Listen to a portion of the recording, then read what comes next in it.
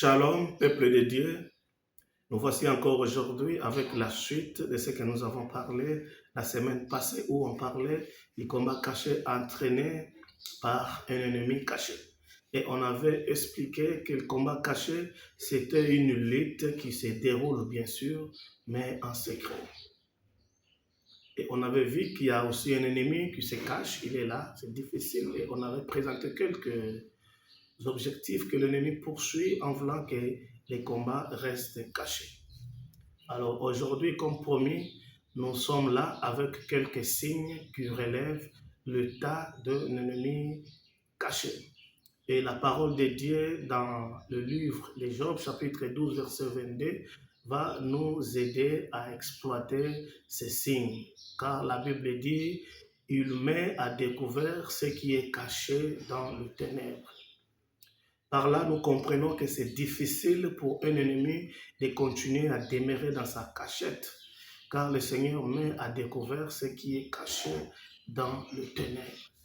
L'ennemi ne continuera plus à demeurer dans la cachette, il ne continuera plus à se camoufler. Alors, le premier signe, c'est le comportement ambigu. Bien-aimé dans le Seigneur, un comportement ambigu, c'est un comportement relevant de l'hypocrisie. Quand vous constatez déjà ce comportement chez un ami proche, sachez-le bien que cet ami a déjà cessé d'être un ami, il est devenu un ennemi et qui travaille discrètement pour ta chute et il le fait dans le secret. Voilà comment ce qu'il peut faire. Il vient, il peut te complimenter en face, mais te critique dans le dos. Alors ce comportement est propre aux traîtres, est propre aux ennemis cachés. Alors il faut être très prudent quand vous constatez, alors ne mettez plus assez de temps avec cette personne car il est très nuisible, il peut te faire beaucoup de mal. Le deuxième signe, c'est lorsque votre secret confié à un ami intime est dévoilé soudainement. Sachez-le bien que c'est déjà un signe qui te montre que celui-là c'est un ennemi caché. Alors il faut faire très attention avec ce genre de personnes. Tu l'as confié le secret comme étant un ami et tu avais confiance à lui, mais il prend ces informations pour les présenter à la place publique. C'est pour te nuire. C'est de cette manière qu'il commence le combat. C'est de cette manière qu'il commence à te détruire. Le deuxième signe, c'est lorsque l'ami veut entrer en compétition avec toi.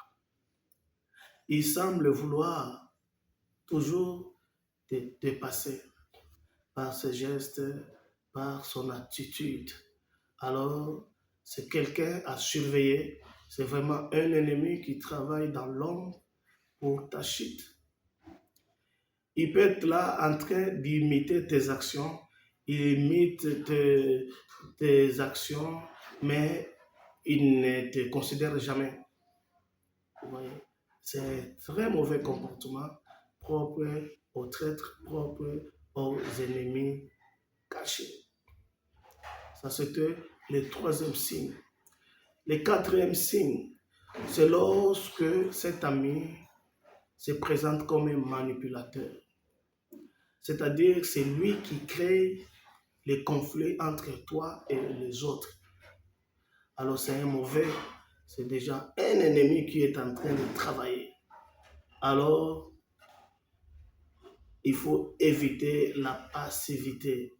Il faut prendre une décision de t'éloigner de cette personne car elle est mauvaise.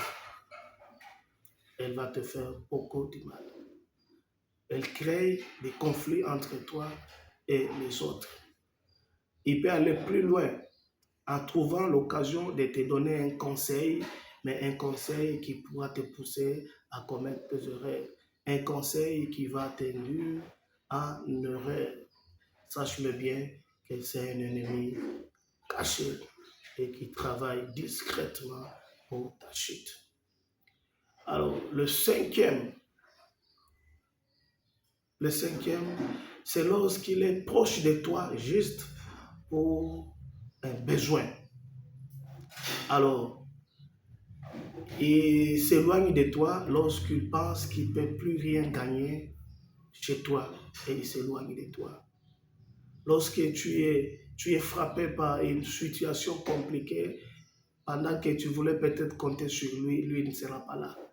Il est absent lorsque tu as besoin de lui.